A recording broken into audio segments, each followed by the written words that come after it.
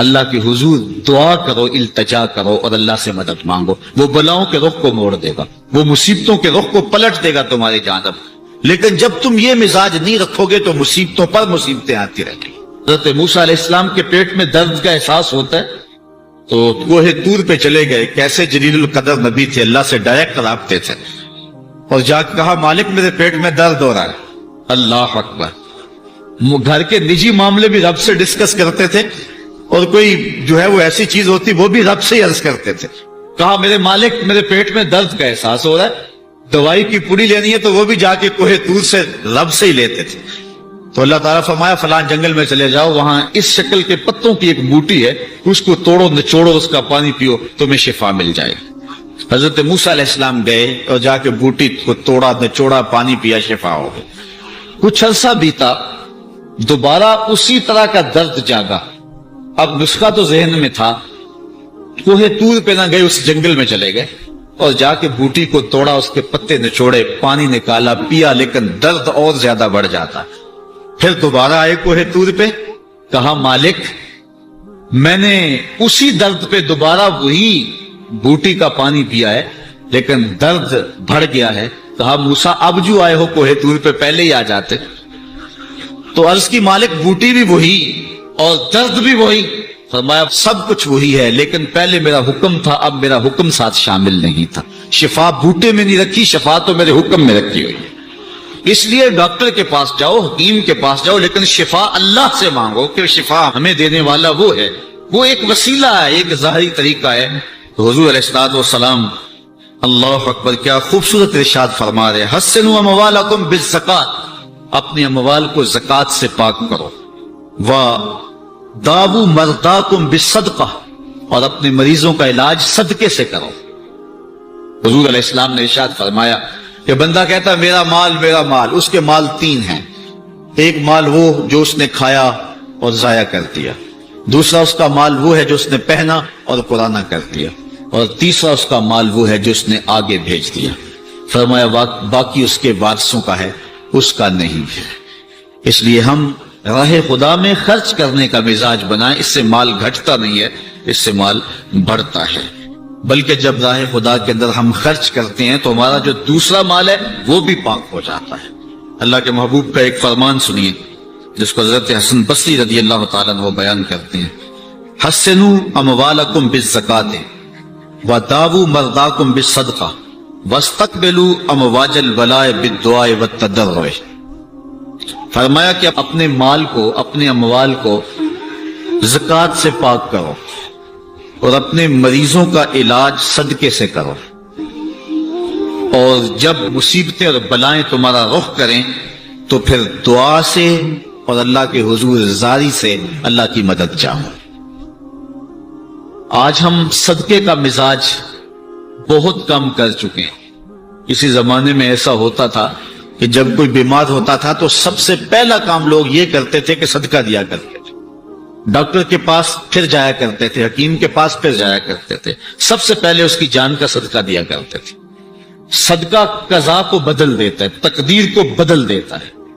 صدقہ سے اپنے مریضوں کا علاج کا، اصل ڈاکٹر کے پاس جانا، علاج کروانا سنت ہے، اس کی ممانعت نہیں ہے، لیکن یہ بات ہمیشہ ذہن میں رکھیے گا کہ ڈاکٹر کے پاس دوا ہے، شفا نہیں ہے، شفا اللہ کے دستے کرم میں۔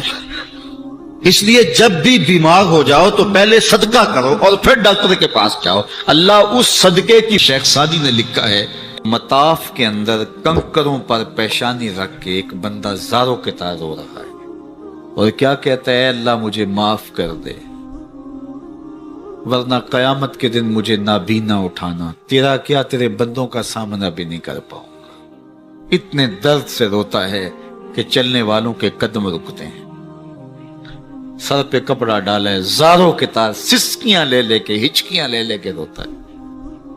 کوئی اس کے پاس کھڑا ہو گیا، اس کی کمر پہ ہاتھ پھیر کے کہتا ہے، حوصلہ رکھ، اللہ بڑا کریم ہے، اللہ معاف کر دے گا۔ خیر جب وہ شخص رو رو کے آہوزاری کر کے اپنے رب کے حضور یہ تمنائیں کر کے اٹھ کے جانے لگا تو اس شخص کو شوق تھا کہ میں دیکھوں یہ ہے کون۔ اتنا خوف خدا، اتنا ڈر رہا ہے، پتہ نہیں کون ہے، کیا گناہ کر بیٹھا ہے. لیکن جب اس صاحب نے سر اٹھایا تو اس کی چیخ نکل گئی، فائزہ ہوا شیخ عبد القادر جیلانی.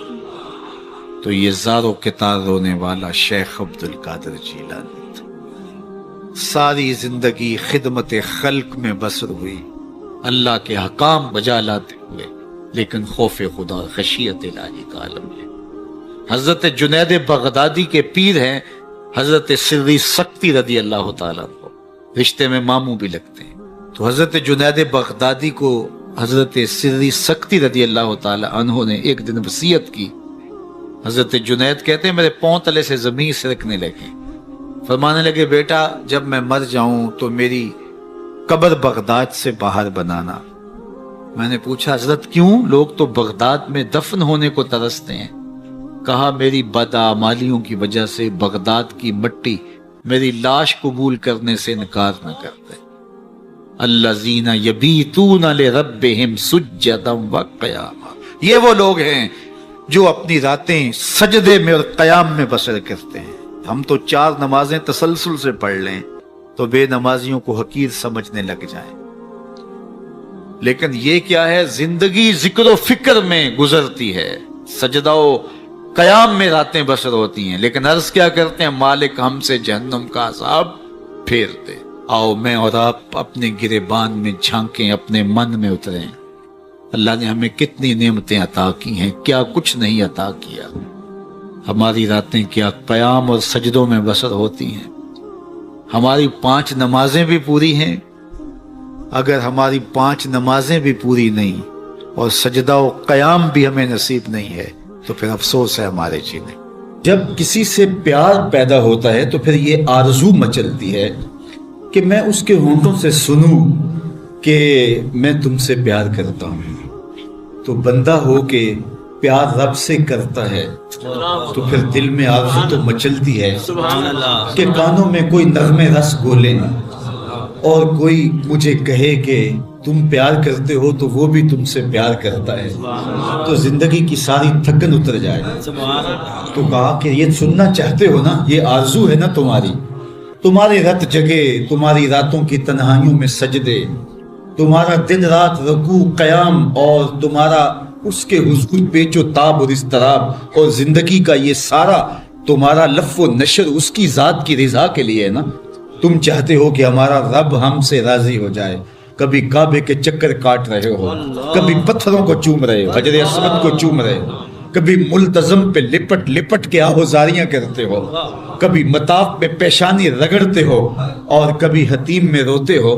تم اسی تڑپ میں ہو نا. یہی بتانا چاہتے ہو نا کہ ہم تجھ سے پیار کرتے ہیں، یہی بتانا چاہتے ہو نا کہ ہم تجھ سے محبت کرتے ہیں. کبھی سحری کے وقت مصلی بچھاتے ہو، تمہارے آنسو مصلی میں جذب ہوتے ہیں اور مصلی بھیگ جاتا تمہارے آنسوؤں سے. کوئی دیکھ نہیں رہا ہوتا لیکن تمہارے دل سے یہ ہوک اٹھتی ہے جس کے لیے یہ آنسو جذب ہو رہے ہیں وہ تو دیکھ رہے نا. تمہیں یقین ہوتا ہے لیکن محبت میں عجب تکرار کی خو ہے. کہو نا کہ مجھے تم سے محبت ہے.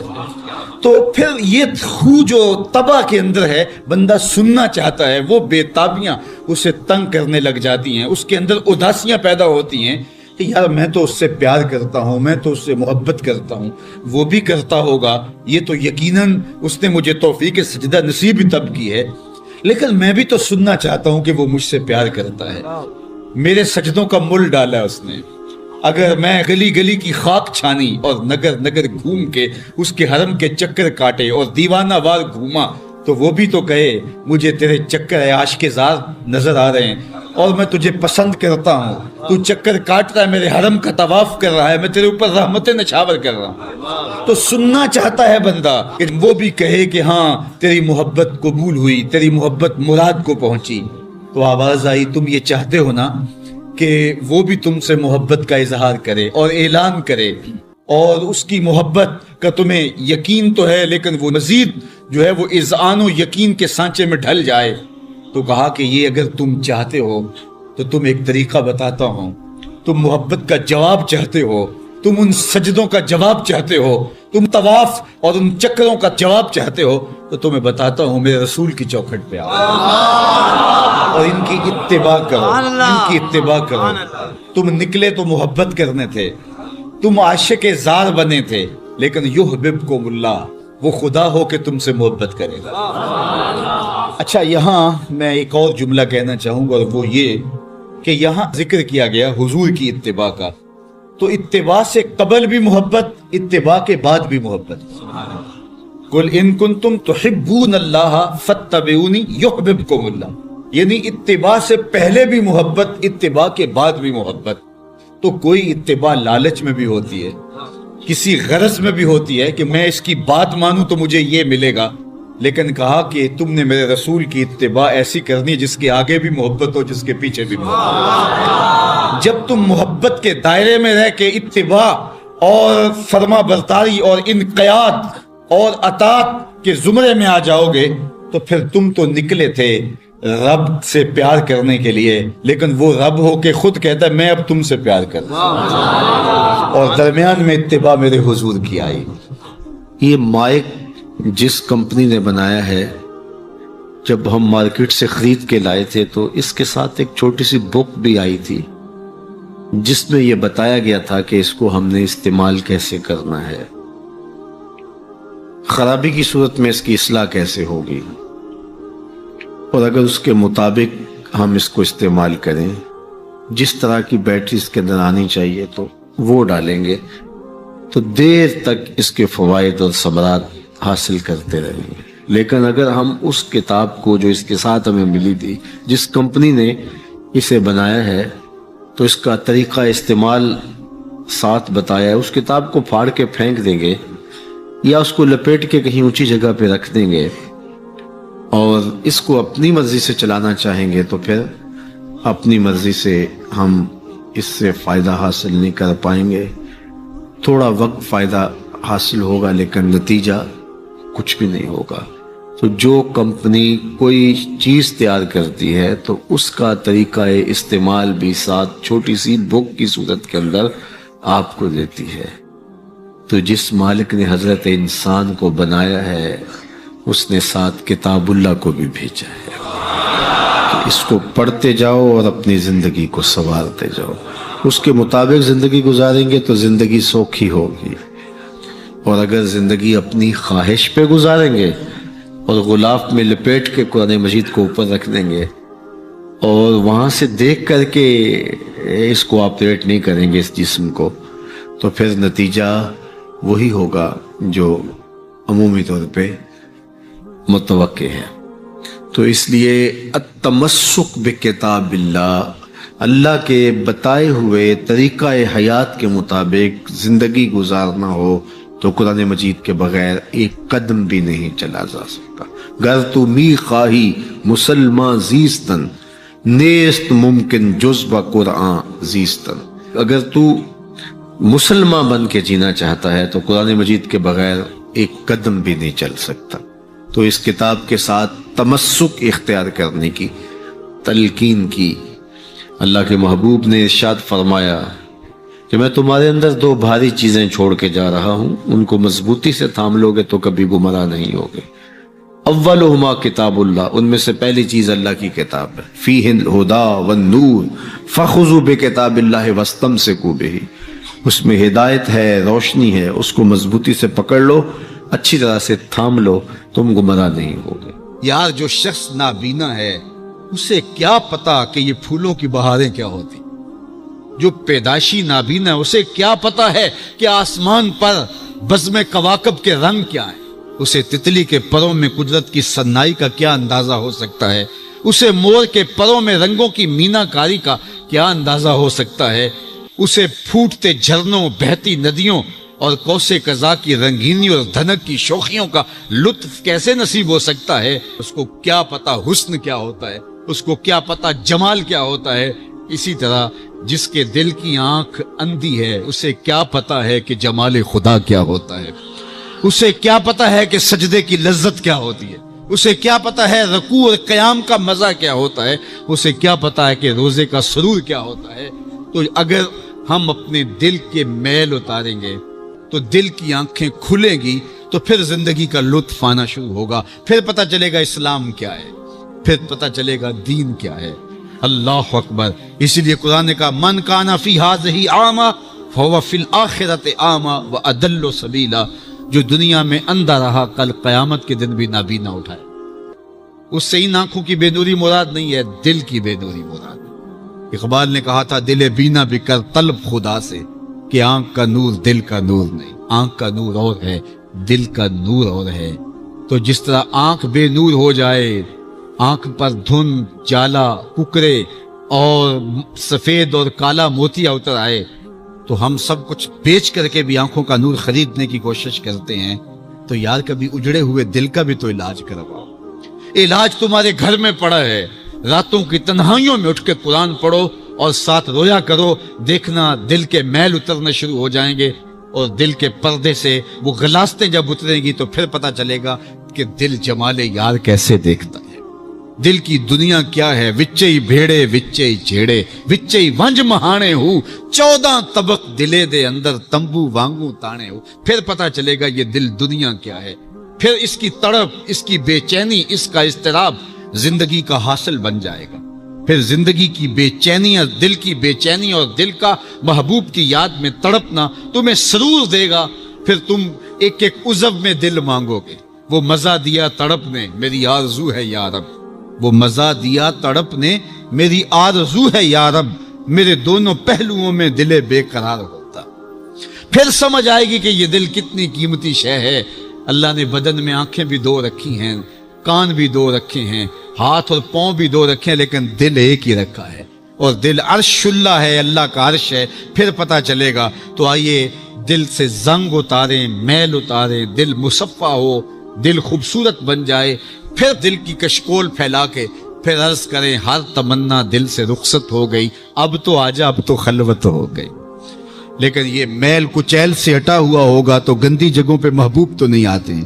تو حسد، حقد، کینے، بغض، نفرتیں یہ ہم پالے رکھتے ہیں، اپنی زندگی کو ہم نے خود بوجھل بنایا ہوا ہے۔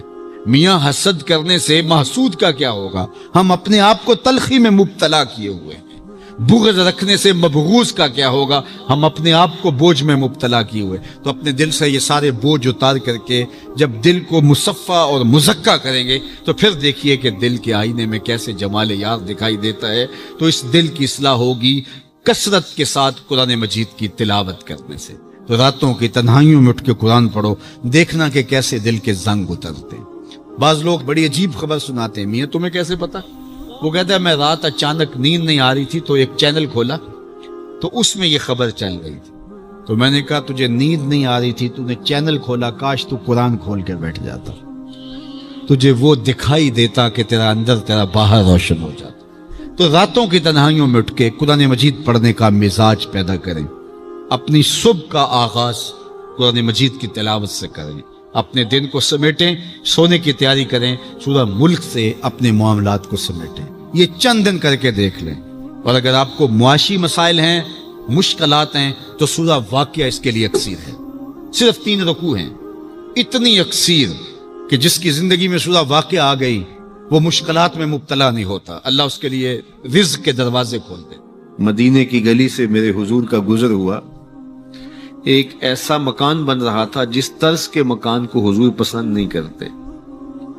تو پوچھا یہ کس کا مکان ہے؟ کہا فلاں انصاری کا۔ حضور گزر گئے، کسی نے اس کو جا کے بتایا حضور تیری گلی سے گزرے تھے، تیرے مکان کو دیکھا، شاید حضور کو پسند نہیں آیا۔ چہرہ بتا رہا تھا حضور کا کہ تیرا مکان اچھا نہیں لگا۔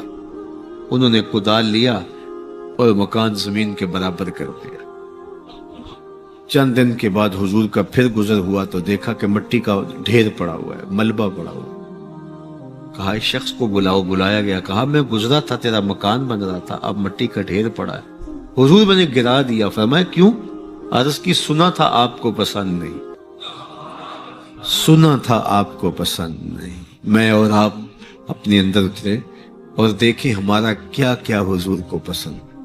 محمد دی زیارت محمد دے رنگ وچ، اے ٹھگ بازیاں جانے پیارا صلی اللہ علیہ وسلم۔ جب ان کے ہوئے تو پھر اپنی خواہش رہی کہاں؟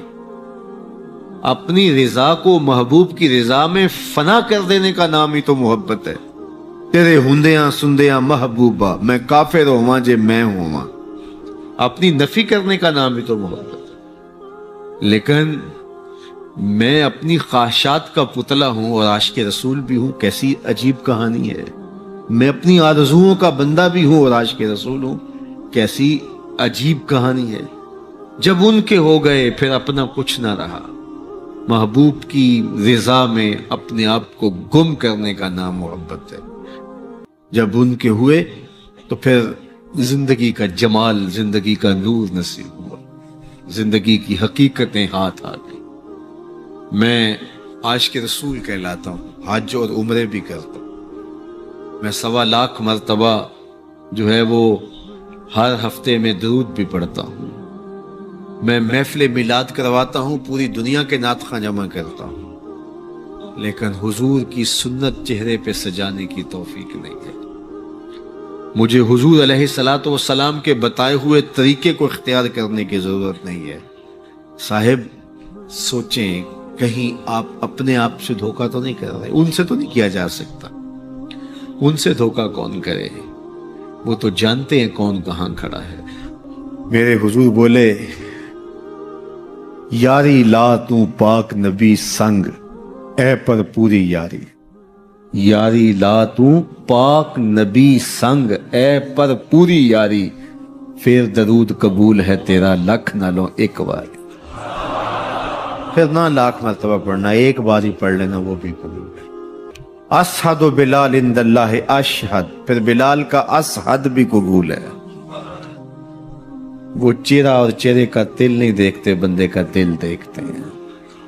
تو جب تم اپنے باطن کو حضور کے نام پہ لگاؤ گے تو پھر ایک ایک عمل ان کی سنت کی اتباع میں۔ یہ صوفی کی علامات ہیں۔ رنگ برنگے کپڑے پہن لینے سے صوفی نہیں بنتا، مختلف رنگوں کے پٹکے باندھ لینے سے صوفی نہیں بنتا۔